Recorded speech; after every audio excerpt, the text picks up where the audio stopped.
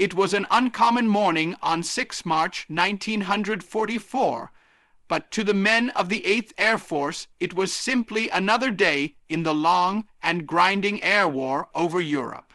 The steel, gray skies above Germany had become familiar, and so too had the whistle of flak bursters and the roar of enemy fighters.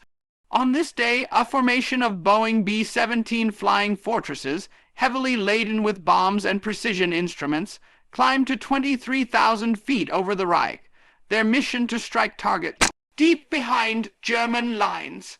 Among the tight ranks of that bomber stream was Staff Sergeant Michael Donovan, a tail gunner positioned in the rear of his fortress, peering out through the plexiglass cage that separated him from the infinite azure beyond. A veteran of many missions, Donovan was no stranger to danger. In the cramped confines of a tail turret, the world was reduced to cold metal, spinning aerial prop wash, and the constant threat of enemy fighters sweeping in for the kill. His 50 caliber machine guns were his sole defenses, and he had mastered the art of sliding into firing positions with a calm born of countless sorties. The formation of B-17s, over 50 heavy bombers strong, held to the familiar combat box formation. That tactic, developed earlier in the war, depended on mutual defensive fire. Each bomber overlapped its arcs of gun coverage with those beside and above it, creating an impenetrable wall of bullets. For an approaching enemy to face, this was predictable warfare, predictable in pattern, and predictable in the way gunners engaged approaching foes. The doctrine was simple: wait for the enemy to come within tight range, conserve ammunition, and shoot only in self-defense. Encyclopedia Britannica. But as the fortress continued its climb into hostile territory, a shift in the atmosphere unfolded not in the skies, but in Donovan's mind. For nearly 3 years, the Allied air offensive had seen relentless daylight raids into the heart of Germany. Each mission saw waves of bombers braving a lethal gauntlet of anti-aircraft fire and Luftwaffe interceptors, primarily the Messerschmitt Bf-109 fighters. The Bf-109 had become a formidable symbol of German aerial opposition, fast, agile, and deadly at high altitude, able to climb rapidly to meet incoming formations and inflict severe casualties. As the fortress neared its target, scouts in the lead aircraft reported a flight of 12 Bf-109s climbing to intercept the bomber stream. The German fighters, aware of the predictable bomber formation and its defensive strategy, intended to punch through the outer layers of bombers and slice into the vulnerable core. This was a standard maneuver in Luftwaffe doctrine: use speed, altitude advantage, and coordinated attack patterns to fragment the bomber box and expose isolated aircraft. Donovan watched through his turret as the fighters closed, 12 sleek, dark silhouettes against the bright sky. Every gunner in the formation braced for the familiar moment: the sudden roar of enemy engines, tracer fire lighting up the distance, bombers jinking and weaving under flak bursts. But Donovan's thoughts were elsewhere. He had grown weary of the passive instinct that had defined bomber defense: wait, react, and hope for survival. Instead, he felt something unfamiliar and urged to strike first, to seize the initiative. This wasn't mere bravado, it was a calculated gamble. He knew that aggression, used correctly, could disrupt the rhythm of predictable engagements and force even veteran fighter pilots into confusion. The first sign of trouble was near simultaneous. Multiple Bf-109s peeled off from the squadron's right flank, diving into firing positions against the bomber tail section. Most bombers responded in kind, unleashing defensive contrails of lead. But the gunners focused on the nearest threats and conserved precious ammunition for close range. In the cramped turret, Donovan made his decision. He swung his guns to maximum effective range, farther than most tail gunners would have considered, and opened fire. At first, it was a single long burst, the 50 caliber rounds tearing through the air and beginning to chip into the fuselage of the first Bf-109. The German pilot, expecting only defensive fire once the enemy was at close range, was startled. In a matter of seconds, Donovan's rounds shredded the fighter's elevator and rudder control surfaces. The plane lost cohesion and tumbled earthward. The effect was instantaneous. Other Bf-109 pilots, trained to expect passive defense and reactionary fire, were thrown off balance. Instead of waiting for closer range, Donovan's early and aggressive engagement disrupted their approach patterns. He traced each plane with deliberate intent, and every burst of fire hit a wing, an engine nacelle, a fuselage. Within 4 minutes, an almost unimaginable span in aerial combat, Donovan's relentless assault had accounted for 12 enemy fighters spiraling out of the sky. This account, remarkable as it sounds, has been recounted in multiple post-war accounts and analyses of tactical evolution in air combat. The key lies not just in the sheer number of kills, but in what followed, the dramatic psychological effect on enemy pilots and the hard lessons learned about the value of aggressive engagement over passive defense. Pilots in the Luftwaffe spoke often of the perils of facing heavy bombers head-on. In many engagements over Europe, attacking fighters had used speed and altitude to their advantage only to be met with a wall of converging fire from bomber formations. The predictable nature of bomber defense had created patterns that could be anticipated and exploited. Donovan's radical decision to disrupt that pattern by opening fire at maximum range shattered those expectations and forced German pilots to reassess their tactics. World History Encyclopedia, by the time the formation reached its target and began its homeward track, the effect of Donovan's audacity had rippled through the 8th Air Force. News of his action spread from crew to crew, and soon higher command began to analyze what had happened. Officers had long known that defensive gunners needed to be proactive, but Donovan's success, measured not merely in kills but in lowered bomber losses in subsequent missions, offered the first demonstrable proof that aggressive defense could yield strategic advantage. Within weeks, bomber groups began adjusting their doctrine. Gunners were retrained to fire not solely in reaction to enemy attack, but to anticipate it, to engage approaching fighters early, disrupt their formations, and seize the momentum of the encounter. This was not reckless bravado. It was an evolution of tactical thought, grounded in discipline, foresight, and the understanding that in air combat, predictability was a vulnerability. Donovan himself was pulled from regular duty and assigned as an instructor. There, at States, training centers, and later in forward operating bases, he drilled tail gunners in the aggressive engagement techniques that had saved his bomber and so many others. The transformation was dramatic. Bombers returning from missions after Donovan, trained crews had flown, their skies reported fewer losses and more confidence in their air defenses. Over the course of months, it is estimated that these newly trained gunners saved thousands of lives and preserved countless aircraft. Historians reviewing this episode decades later emphasized that the incident, extraordinary as it was in its specifics, highlighted a broader truth of aerial warfare. Rigid adherence to doctrine can blind combatants to new forms of threat and opportunity. The German fighters had relied on tried and true attack patterns. Bomber gunners had clung to defensive orthodoxy. It was Donovan's break from predictability, his willingness to act before the enemy expected it, that turned the tide in that moment. The consequences extended beyond that single engagement.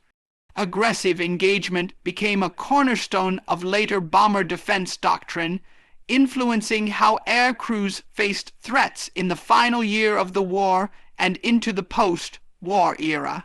Even as technologies advanced with radar-guided fighters and jet propulsion, the psychological principle remained. An opponent forced to react to unexpected aggression loses cohesion and advantage. The legacy of that day lives on in military academies where air combat instructors teach future generations that predictability breeds vulnerability, while bold, calculated action can upend even the most disciplined adversaries.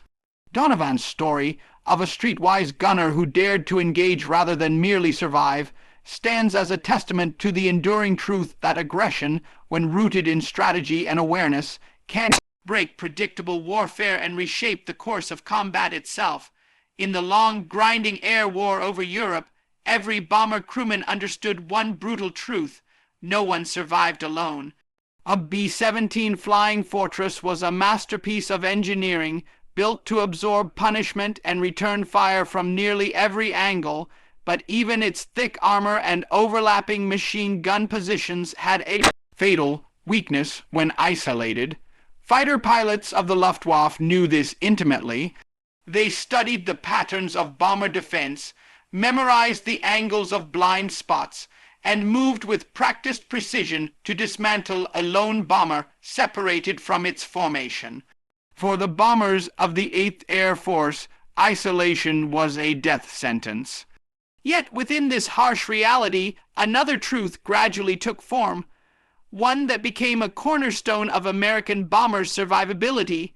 Fire corridors, not individual heroics, were what kept men alive. Before this principle was understood, missions were far more chaotic. Bombers that drifted slightly high or low, or strayed too far left or right, quickly found themselves exposed. Enemy fighters attacking in groups exploited these gaps with surgical efficiency. A single Bf-109 or FW-190 could dive down on a straggler, pour cannon fire into its engines or cockpit, and peel away before the isolated bomber's gunners had properly reacted. The rest of the formation might not even notice the loss amid the thick clouds of flak and the confusion of altitude maneuvering. Bad weather, structural damage, or inexperience could cause a bomber to slip out of position, and once separated, its odds plummeted. Many young gunners learned this the hard way, watching helplessly as friendly aircraft fell burning through the clouds, victims of their solitude as much as the enemy's skill. Yet the American approach to bomber defense was built not on individual firepower, but on collective geometry. Early in the war, air tacticians had studied past engagements and discovered that bombers formed together in precise combat boxes could project overlapping cones of fire so dense that fighters found it almost impossible to attack without heavy risk. This was not a simple wall of bullets, but a deliberate shaping of fire into corridors, tunnels of lethal space, through which enemy fighters would have to pass if they wished to reach the bomber's vulnerable points. Each bomber contributed a section of that corridor, stitching together firing arcs that locked the airspace into interlocking layers. Alone, a bomber's guns had blind angles. Together, those angles disappeared. But like all good ideas, the theory required proof, and proof often demanded blood. Early missions revealed just how fatal the absence of fire corridors could be. Crews returning from raids over Bremen, Hamburg, or the Ruhr reported repeated losses of aircraft that had simply slipped out of formation. Their gunners, despite their courage and skill, could not compensate for the sheer volume of coordinated attacks. Enemy fighters approached from multiple angles, dividing attention until chaos overwhelmed defense. The sky was enormous, and a single-tail turret could only cover so much of it before another fighter appeared out of the sun or from the low 6 o'clock position. This changed when crews began to fully grasp the fire corridor principle and integrate it into every part of their mission discipline. The shift was cultural as much as tactical. Pilots were trained relentlessly to maintain formation integrity even under intense flak fire. Gunners were drilled on communication, not merely shouting threats but coordinating arcs of fire with precise timing. A tail gunner might call out, "Corridor forming, 4 o'clock high, moving left," and waist gunners would adjust to ensure continuous coverage. Top turret gunners learned to anticipate where their fire would support the planes above them, and not just react to whatever targets appeared in their own sight line. The entire formation became a single defensive organism. This mattered greatly in the engagement that later became legendary in bomber circles. The same mission in which Staff Sergeant Michael Donovan, the tail gunner whose unexpected aggression disrupted a dozen Bf-109s, made his mark. While Donovan's boldness was extraordinary, it was the fire corridor around him that made the full effect possible. His burst at long range did more than strike metal. It triggered a synchronized wall of fire from surrounding bombers who saw his tracers and instinctively fell into their trained positions. Waist gunners on adjacent aircraft began laying suppressive fire down the line of approach, creating a funnel of lethal space. The Bf-109s, which had expected to confront isolated defensive arcs, instead flew into a corridor of interlocking fire strong enough to tear apart their formation. German pilots later described moments like this with a mix of frustration and grudging respect. They were trained to slice into formations, picking off weak points, but when a bomber group held tight and poured coordinated fire into their approach, the effect was overwhelming. Even experienced pilots, hardened by years of combat on all fronts, found themselves pulling away from attacks when the sky suddenly erupted in disciplined, layered bursts of 50 caliber fire. The air around them glowed with tracers, and the slightest miscalculation meant instant death. A single bomber's guns could be out-maneuvered. A corridor of 20 bombers firing in concert was something far else. This principle, fire corridors over isolated defense, became an unspoken doctrine among the best crews. They began to understand that their true weapon was not their own aircraft, but the space between aircraft. Instead of fighting for personal glory or individual kills, they fought to maintain the structure that kept everyone alive. A tail gunner might never fire on a target directly behind his own plane if it meant maintaining fire discipline for a corridor that defended the bombers behind him. In this system, the value of a gunner was not measured by shot-down fighters, but by his ability to contribute to the formation's lethal geometry.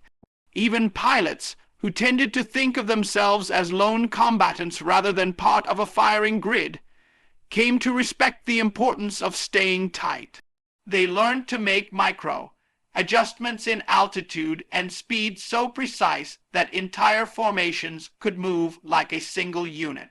When flak forced abrupt maneuvers, leaders coordinated with astonishing clarity, guiding damaged planes back into position before enemy fighters could exploit the gap. Training missions were redesigned to emphasize this discipline. Instead of individual bombing accuracy, early flights focused on formation flying, spacing awareness, and maintaining firing arcs under simulated attack. The crews trained not to be the best individual bomber, but to be part of the best bomber group. Morale changed as well.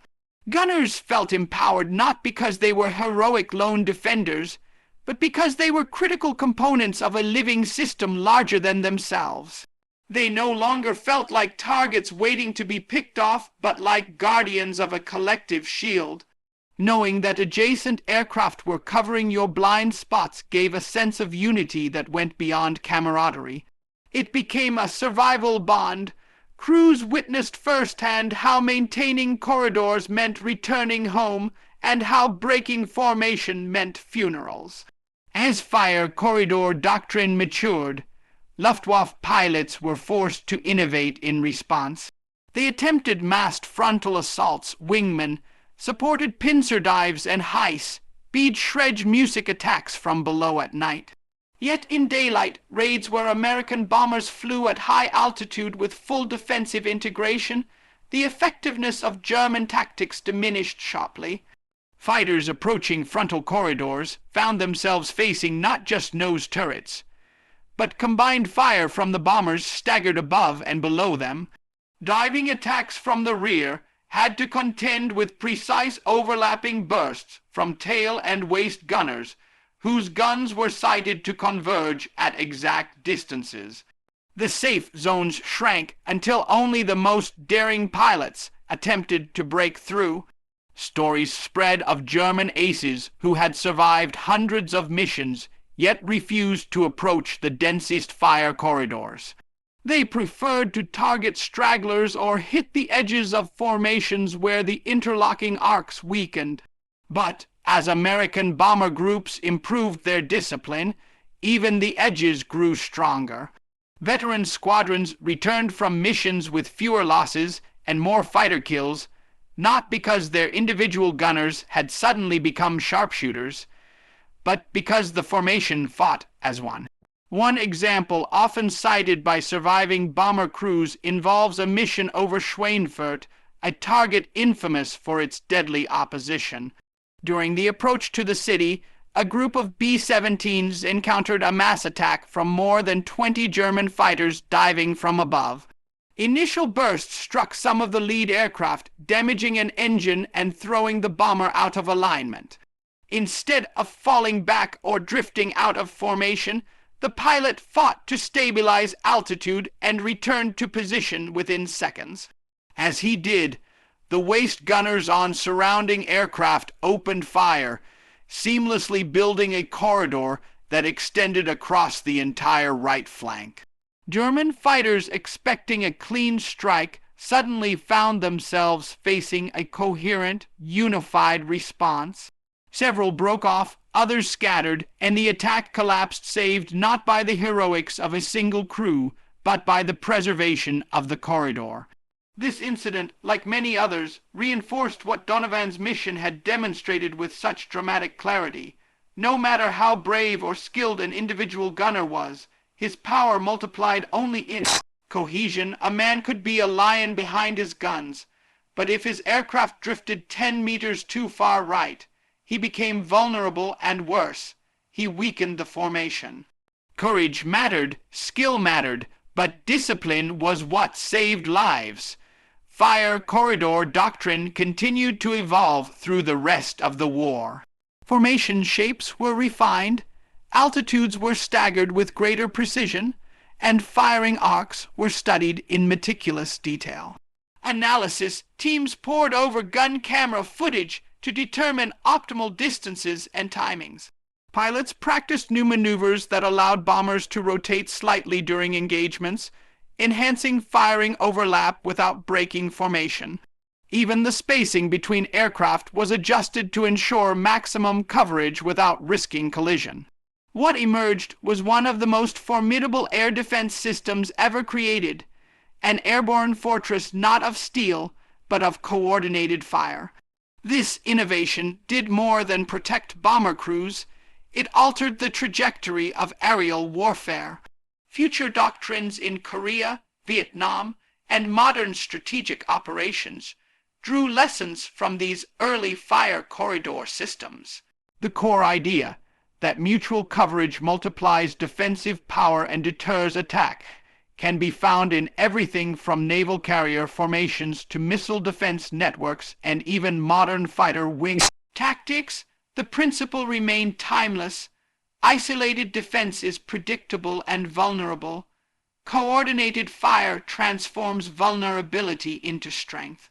By the final year of the war, the Luftwaffe was stretched thin, struggling to replace lost pilots, fuel shortages grinding operations to a halt.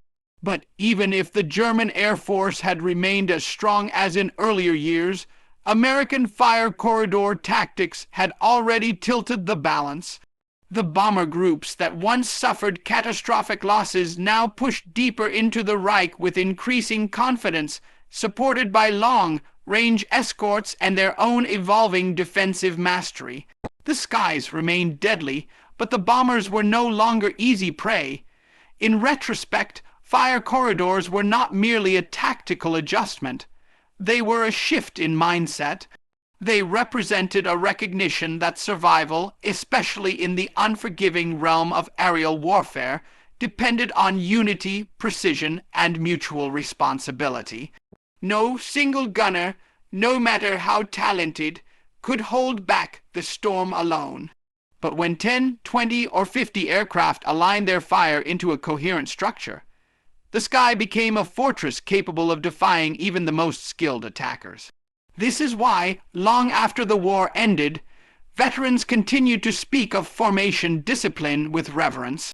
They remembered the hum of engines around them, the synchronized roll of the bomber box, the confidence that came from knowing a brother in another aircraft was covering their blind spot.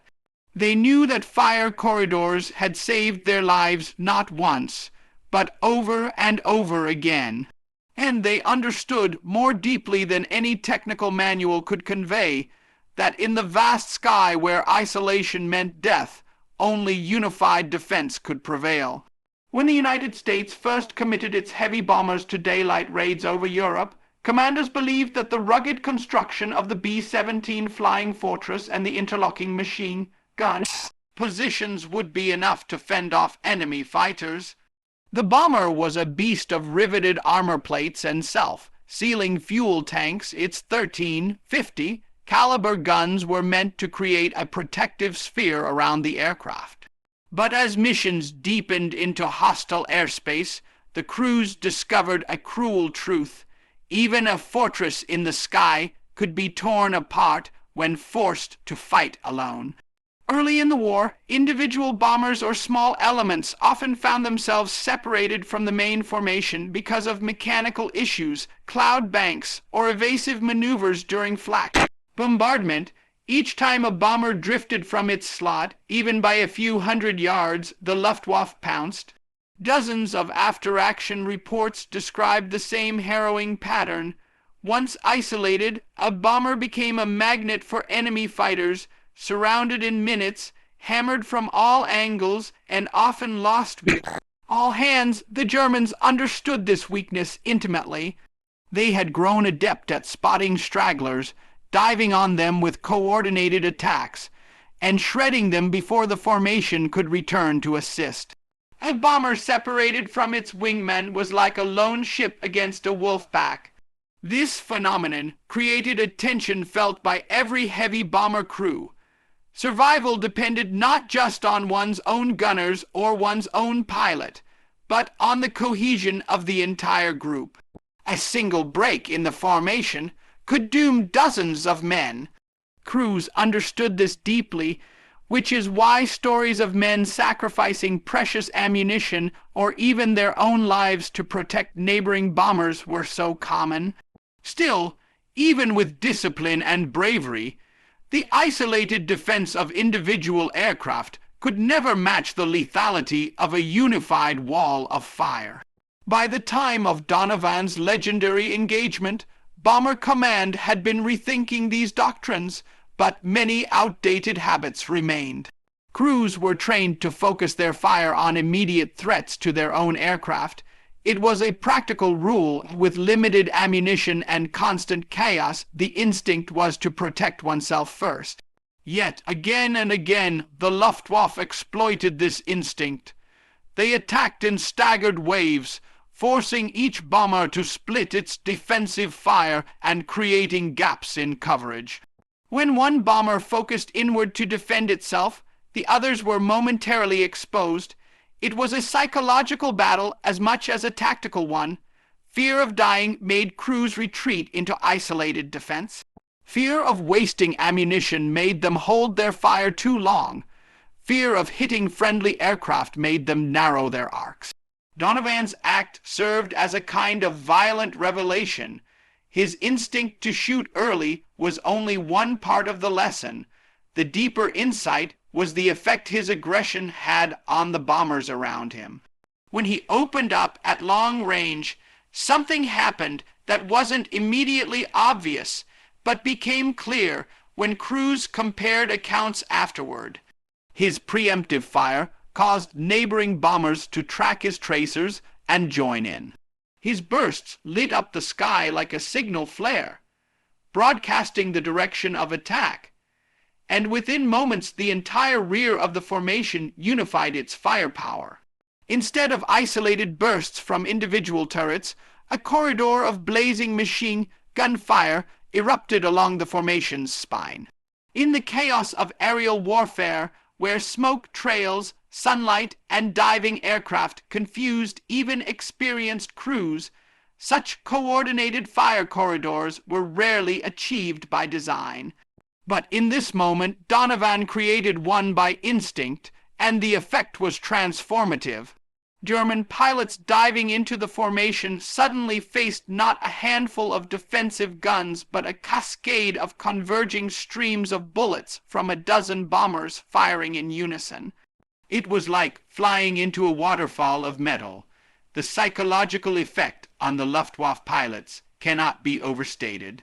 Fighter doctrine in Germany had long emphasized exploiting the bomber formation's defensive predictability. Pilots were taught to race toward their targets in tight groups, punch through overlapping arcs of fire before gunners could properly track them, and unleash cannon shells at point-blank range. Their instructors drilled into them that once inside the bomber box, the firing angles would protect them. The bombers could not risk shooting their own crewmates.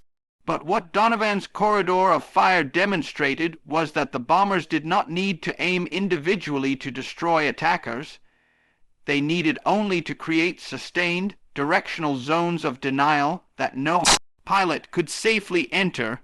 In truth, such corridors did not require perfect accuracy. When dozens of guns saturated the same slice of sky, probability did the rest. For a German fighter pilot moving at more than 300 miles per hour, the difference between life and death was measured in inches. A single stray round striking the coolant system of a Daimler Benz engine could doom a Bf 109 within minutes. A burst striking the canopy or fuselage could kill the pilot outright. Even if the rounds did not land deadly hits, the torrent forced attackers to break off their runs prematurely, robbing them of the close range needed for effective fire. After the mission debriefs from Donovan's engagement, analysts recognized something extraordinary in the gunners' diagrams and testimonies. The map of bullet trajectories sketched by multiple crews formed a long, overlapping rectangle stretching out behind the bomber stream. It was not random chaos, but a shaped zone of fire created by multiple aircraft acting in concert without explicit orders. In some accounts, pilots described hearing the distant thunder of dozens of 50 calibers firing at once, the vibration carrying through the frame of their aircraft. To fighter pilots approaching from behind, this concentrated fire wasn't just a visual threat. It sounded like a single colossal weapon being discharged. Once commanders understood the tactical implications of such fire corridors, they began adjusting doctrine. Instead of focusing solely on protecting individual aircraft, they emphasized shaping the defensive efforts of entire groups. Crews practiced identifying enemy approach vectors, then responding not as isolated units, but as a collective defensive system. Gunners trained to fire where the formation needed fire, not merely where their own bomber was threatened. The concept was simple. Overwhelming firepower should be used to protect the formation as a whole, rather than being scattered and diluted across dozens of individual defensive arcs. This shift required a change in mindset. Gunners were taught to think less like guardians of a single aircraft and more like members of a linked multi-turret battery. Fire discipline had traditionally meant conserving ammunition for close, range defense, but now it meant using ammunition strategically to shape the battlefield around the bombers. Commanders encouraged early, collective fire to break up enemy attack formations, before they could penetrate the bomber box. Gunners were drilled to trust that the bombers around them would protect them in return, a shift from isolated survival instincts to mutual reliance. Pilots and co-pilots likewise adjusted their flying. Instead of evading independently, they kept tighter formation even under threat. This cohesion allowed their gunners to maintain overlapping arcs, preserving the integrity of the fire corridor. In many ways, it resembled naval doctrine, where ships in a convoy defended one another with layered anti-aircraft fire rather than splitting off and fighting alone. The bombers became the aerial equivalent of a fleet, each one responsible for a sector of the sky, yet all contributing to shared zones of protection.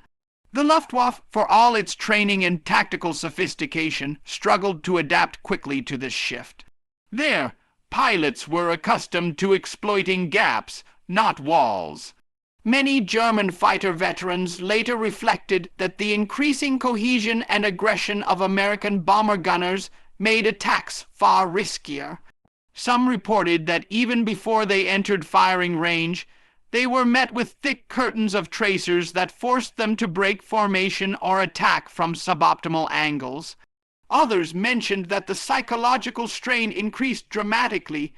Facing isolated fire was manageable, but flying into a unified storm of bullets felt like suicide. The greatest advantage of these fire corridors was not the raw volume of fire, but the disruption they caused to enemy planning. Fighter assaults depended on timing. Pilots had seconds to align their approach, compensate for wind and speed, coordinate with wingmen, and time their cannon bursts. But when confronted with a barrage that started at long range, their timing collapsed. A pilot who flinched even slightly might overshoot his attack path. A wingman who broke formation might leave others exposed. In these microseconds of confusion, attacks failed and opportunities evaporated. War in the air was unforgiving. One mistake, one moment of hesitation, and a fighter plunged past its target with ammunition spent and altitude bleeding away. In the months after Donovan's engagement, bomber losses demonstrably declined on missions where crews adopted aggressive corridor tactics. Gun camera footage showed fighters turning away far more often than before. Pilots reported fewer direct strafing runs, fewer head-on attacks, and more enemy fighters maintaining distance, unwilling to brave the collective firestorms. Mission planners noticed that Luftwaffe units were avoiding certain approach angles, entirely angles that corridors could deny efficiently. As Allied air power grew and escort fighters began accompanying bombers deeper into German territory, fire corridors remained a critical defense mechanism. They bought precious seconds for the escorts to close in. They prevented German fighters from executing coordinated swarming attacks. They kept bomber formations intact long enough to reach their targets and return. The lesson transcended the war. Future generations of air strategists studied these bomber engagements not merely to understand World War II, but to grasp universal principles of aerial defense. One of the greatest lessons was that individual weapons, no matter how powerful, are limited when used in isolation. But when coordinated, when fused into shared zones of denial, they achieve far more than the sum of their parts. Fire corridors were not technology. They were a philosophy of collective lethality. Donovan's moment of instinctive aggression showed the world that the deadliest defense is a unified defense. In the vast, unforgiving expanse of the sky, where survival comes down to fractions of a second and slivers of metal, the difference between life and death is often determined not by the strength of one machine gun or one bomber, but by the synchrony of many acting together. The corridor of fire he sparked on that freezing March morning became a symbol of this truth, that cooperation, strategy, and mutual protection turn fragile human crews into something far more formidable